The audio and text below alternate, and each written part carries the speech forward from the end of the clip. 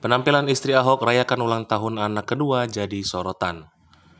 Rumah tangga Ahok dan Puput Nastiti Devi kerap menjadi sorotan. Keduanya kini sudah memiliki sepasang anak dari perkawinannya sejak tahun 2019 lalu. Ahok menikahi Puput Nastiti Devi yang tak lain adalah mantan ajudan pribadi dari mantan istrinya Veronica Tan. Kendati selalu disorot, rumah tangga keduanya tampak sangat bahagia. Terlebih lagi setelah mantan gubernur DKI Jakarta dan mantan polwan ini dikaruniai dua orang anak, yakni Yosafat Abimanyu Purnama dan Sarah Eliana Purnama. Anak pertama Puput lahir pada 6 Januari 2020 lalu. Setahun berikutnya, yakni 26 Agustus, lahirlah putri keduanya. Kehadiran sepasang buah hati tentu menghadirkan kebahagiaan pada keluarga Ahok dan Puput Nastiti Devi.